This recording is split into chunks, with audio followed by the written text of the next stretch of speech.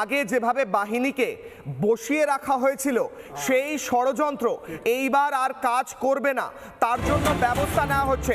একদিকে nodal officer নিয়োগ করা হচ্ছে আলাদা, তার সঙ্গে বাহিনীকে সরাসরি পাঠানো হবে কাজের জায়গায়, স্পর্শকাতর জায়গায় বাহিনী মোতায়েন বেশি করে করা হবে।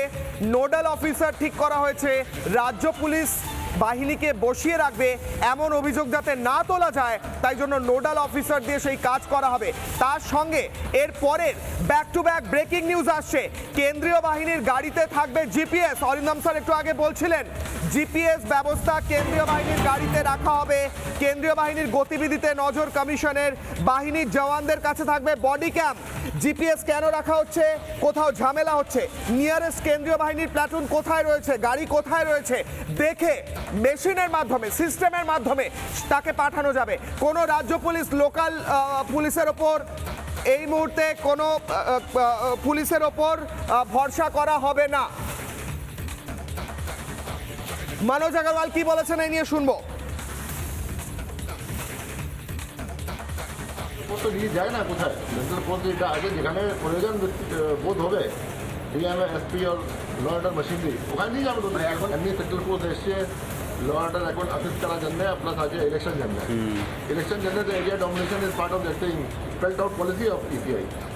এরিয়া ডমিনেশন মতলব আছে ওরা এরিয়া যাবে, চিনবে, পেট্রোলিং করবে, রুট মার্চ, ওদের গাড়ির মধ্যে জিপিএস থাকবে, যেহেতু সেন্ট্রাল অবজার্ভার বলেছেন বডি ক্যাম থাকবে।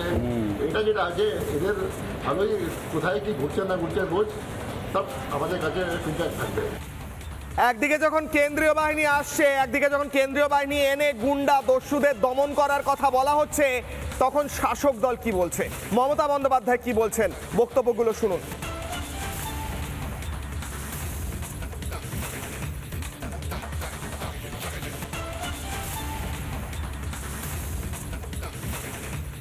টার্গেট শেখ শাহজাহান, ওকে টার্গেট করে ইডি ঢুকলো, তারপরেই সবাইকে বার করে দিয়ে তারপরে ওখানে আদিবাসী মাইনরিটিদের মধ্যে ঝগড়া লাগিয়ে দিল। আগে তো আমাকে জানতে হবে ব্যাপারটা কি, নাকি কাকে কার নিয়ে পালিয়ে গেল বলে আমিও পালাতে শুরু করলাম। এটা দেখতে হবে অতীতে এই ধরনের ঘটনার সঙ্গে যুক্ত ছিল কিনা।